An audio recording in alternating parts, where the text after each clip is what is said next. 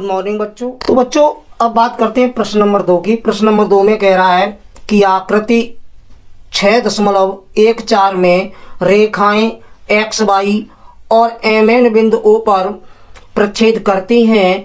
यदि कोण P O Y बराबर 90 है और ए अनुपात बी बराबर 2:3 है तो सी का मान ज्ञात कीजिए। तो बच्चों जैसा कि चित्र आकृति में दिया गया है, हम सबसे पहले आकृति को बनाएंगे। जैसा कि बच्चों प्रश्न नंबर 2 में कहा गया है कि रेखा एक्स वाई और एम एन बिंदु ओ पर प्रच्छेद करती है और कह रहा है कोण पी ओ वाई बराबर 90 अंश है और ए अनुपात बी बराबर 2:3 दिया गया है तो सी का मान ज्ञात कीजिए। तो बच्चों जो दिया गया है वो पहले हम लिख देंगे। कोण पी ओ वाई बराबर 90 अंश दे रहा है और बच्चों ए अनुपात बी बराबर आपका दे रहा है 2:3, यानी कि ए अपॉन बी बराबर 2/3। तो यहाँ से बच्चों ए बराबर हो जाएगा 2/3 बी। बच्चों आपको दे रहा है कोण पी ओ वाई बराबर 90 अंश। तो बच्चों यदि हम देखें तो ये हमारा जब इतना कोण 90 अंश है तो ये कोण भी 90 अंश होगा। अतः हम ये लिख सकते हैं तो कोण पी ओ एक्स और प्लस कोण पी ओ वाई बराबर 180 अंश, क्योंकि एक्स वाई एक अगर सरल रेखा है तो उसके बीच 180 अंश का कोण बनेगा। तो बच्चों यहां से कोण पी ओ एक्स बराबर हो जाएगा आपका 180 और माइनस कोण पी ओ वाई, जो कि आपका कोण पी ओ वाई 90 अंश दिया गया है। तो यहां से कोण पी ओ एक्स का मान भी 90 अंश आ जाएगा। अब बच्चों हम देखते हैं कोण पी ओ एक्स यानी कि आपका ए प्लस बी बराबर दिया गया है। तो हम लिख सकते हैं ए प्लस बी बराबर 90 अंश। अतः यहां से हम अगर इसे हम समीकरण 1 दे दें और इसे सेकंड दे दें तो बच्चों हम लिख सकते हैं कि समीकरण फर्स्ट व सेकंड से। तो बच्चों समीकरण फर्स्ट व सेकंड से यानी कि ए बराबर 2/3 बी, ए की जगह 2/3 बी रखने पर हमारा ये आ जाएगा कि 2/3 बी और प्लस बी बराबर 90 अंश। बच्चों लघुत्तम लेंगे तो यहाँ 3 लघुत्तम आ जाएगा, 2b प्लस 3b हो जाएगा बराबर 90। तो बच्चों 2 और 3 5b बराबर हो जाएगा 90 गुणा 3, इन 3 का इधर गुणा हो जाएगा तो b बराबर आ जाएगा 90 गुणा 3/5। बच्चों 5 से 90 कट जाएंगे, 5 1 5 बचेंगे 4 और 5 8 40। तो ये आपका आ जाएगा b बराबर 18 में 3 का गुणा करेंगे तो 18 3 54। तो इस प्रकार बच्चों b बराबर 54 अंश आ जाएगा। तो जब बच्चों b बराबर 54 अंश आ गया है तो b का मान समीकरण 1 में रख देंगे। b का मान समीकरण फर्स्ट में रखने पर तो बच्चों समीकरण फर्स्ट हमारा था a बराबर 2/3 b, यानी कि आपका 2/3 और गुणा b का मान 54 है। इसे काट देंगे, 18 3 54 तो बराबर 18 दूनी 36 अंश। तो इस प्रकार बच्चों a का मान 36 अंश है और b का मान 54 अंश आ गया है। याद रहे आपको कोण c का मान पूछा गया है, तो कोण c का मान ज्ञात करने के लिए यदि हम देखें कोण ये रेखा जो MON अगर सरल रेखा है तो इसके बीच में बनने वाला कोण जो है 180 अंश होगा। अतः हम लिख सकते हैं कि लेकिन MON एक सरल रेखा है। यदि ये सरल रेखा है तो कोण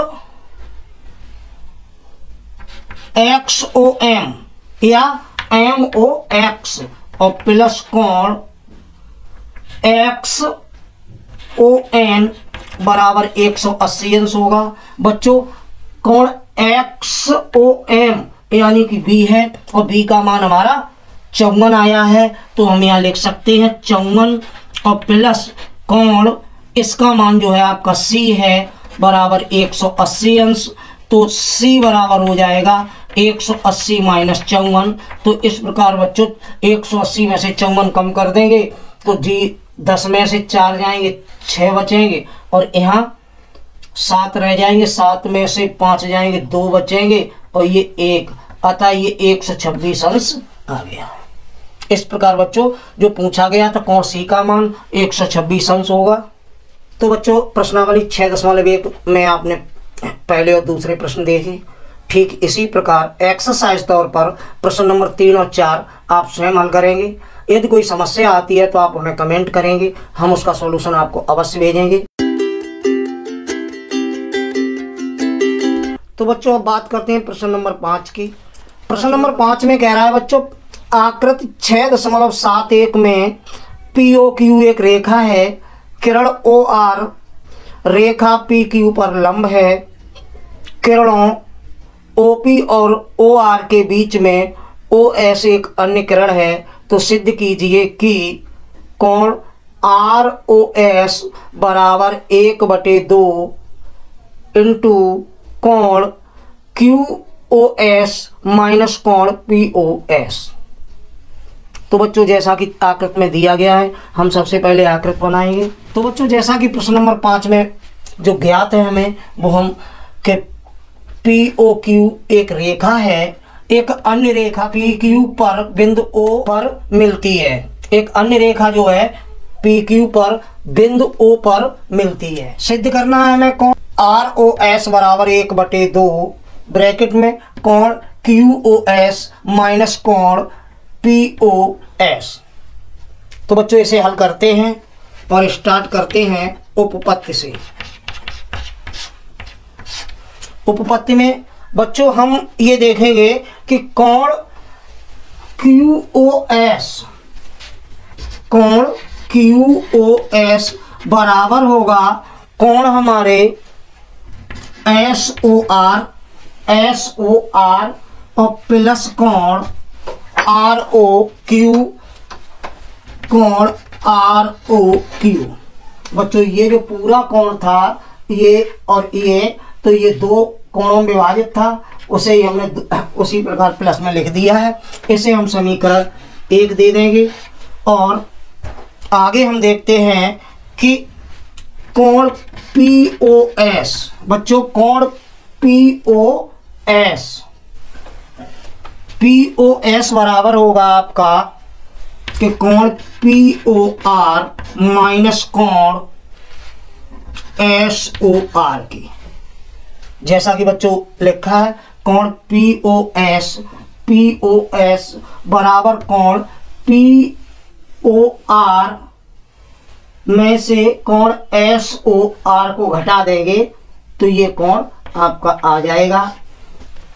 इसे समीकरण 2 दे देंगे। प्रश्न के अनुसार समीकरण 1 व 2 से,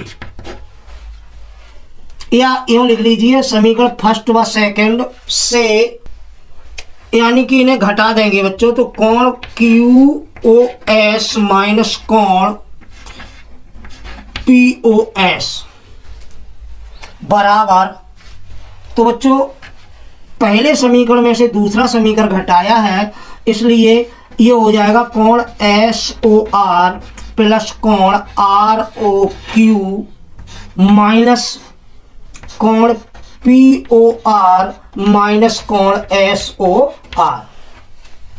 तो बच्चों आगे लिखते हैं कोण QOS माइनस कोण POS बराबर, ब्रैकेट को हटा देंगे बच्चों, तो कोण SOR प्लस कोण ROQ माइनस कोण POR और प्लस हो जाएगा कोण SOR। तो बच्चों कोण ROQ यानी कि ROQ और POR ये एक दूसरे से कट जाएंगे। तो यहाँ आपका ये रह जाएगा कि कोण QOS माइनस कोण POS बराबर 2 कोण SOR। बच्चों धन में है दोनों, तो एक और एक 2 हो जाएंगे। तो नीचे लिख सकते हैं कोण SOR बराबर 1/2 कोण QOS माइनस कोण POS। नीचे यही सिद्ध करना था। तो इस प्रकार बच्चों प्रश्नावली 6.1 का 5वां प्रश्न आपने देखा। इसी पर आधारित प्रश्न नंबर 6 बच्चों एक्सरसाइज तौर पर आपके लिए है, आप उसे हल करेंगे। और यदि किसी प्रकार की समस्या आती है तो आप हमें कमेंट करेंगे, हम उसका सॉल्यूशन अवश्य भेजेंगे।